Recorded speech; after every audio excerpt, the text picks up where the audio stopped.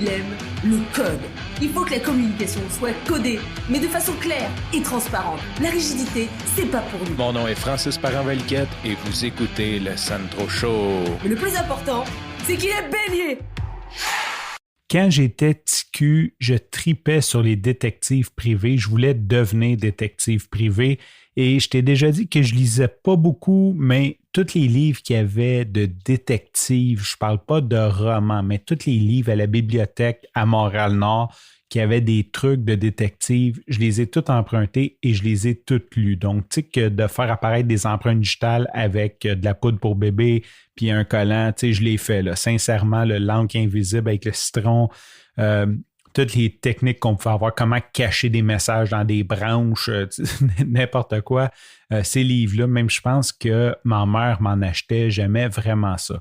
D'ailleurs, j'ai toujours aimé le côté du détective privé. En fait, je te dirais, c'est plus mon côté reverse engineering, et je ne connais pas le nom en français, mais c'est cette capacité-là de déconstruire quelque chose. Tu sais, c'est quelque chose que j'aime faire, même en tant que programmeur, ça paraît. Tu mets dans du code que personne ne comprend que la personne a fait, de le déconstruire, de trouver comment c'est fait, puis d'aller le réparer, ça m'excite. De bâtir de zéro pour faire quelque chose, ça me tente moins. Je suis bon pareil, mais tu sais, c'est comme moins excitant. Donc, j'ai cette espèce de côté-là de déconstruire, de trouver des pistes, de chercher. C'est quelque chose qui me passionne. Et si tu as déjà lu mon profil LinkedIn, je parle comme quoi que Les Intrépides, qui était une émission quand j'étais jeune, si tu as à quelque part, je dirais entre 35 et 45 ans, tu dois savoir de quoi je parle.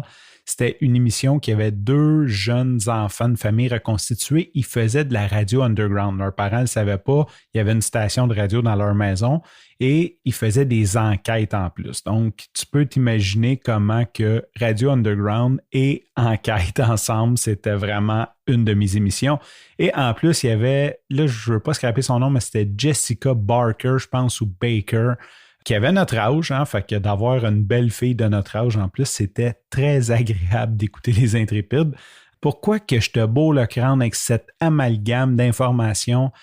Cette semaine, ça a été une semaine vraiment stressante, mais c'était le fun parce que j'ai sorti de ma zone de confort, quoique je ne sais pas où ma zone de confort. Il y en a qui disent « think outside the box », mais moi, dans ma tête, c'est plus comme « où la boîte », genre comme « faudrait peut-être que je commence par trouver la boîte pour en sortir ».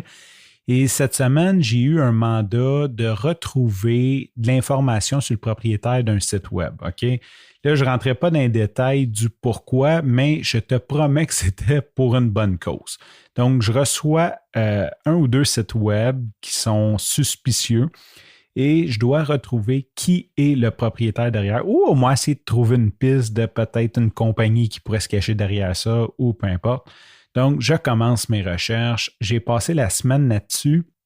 Au cas que tu n'aurais pas écouté les épisodes où j'en parlais, avant d'être programmeur, j'ai eu une compagnie de récupération de données et je m'intéressais aux forensics. Ça, c'est les enquêtes sur les fichiers. Dans le fond, c'est de prouver, mettons, que des fichiers ont été effacés ou de retrouver des messages effacés, des photos effacées, peu importe, de retrouver des preuves sur un support numérique quelconque dans le but de faire une preuve. Souvent, c'est pour la cour ou des femmes qui veulent prouver que leur mari le trompe ou whatever la raison. J'avais commencé à m'intéresser à ça, mais par manque de discipline, manque de temps, manque d'argent, ben c'est resté un petit projet. Je n'ai fait un peu, j'ai fait des tests, mais c'est quand même un métier en tant que tel. C'est une spécialisation, le forensics. Donc, cette semaine, j'ai pu ramasser plein de connaissances, de skills que j'ai, les mettre ensemble, de mettre mon intelligence à profit et mener cette enquête-là, entre guillemets, pour trouver qui était derrière le site. Et sincèrement, je ne peux pas dire que j'ai trouvé la personne, mais je sais c'est qui, il manque quelques preuves. Mais à force de fouiller dans des traces, dans toutes sortes d'outils, j'ai réussi à retrouver c'était qui. Et d'ailleurs, comme on écoute là, les émissions poche, la Canal D, là, qui t'entends les vieux policiers à moustache qui disent qu'ils commettent toutes des erreurs ou laissent toutes des traces, ça a l'air que ça a été vrai pour eux autres aussi, parce que j'ai finalement réussi à avoir un très bon lead, comme 3 points de connexion. Sincèrement, ça reste circonstanciel, mais c'est clair que c'est eux. Sur ce, je te remercie pour ton écoute. Je te dis à demain et bye bye.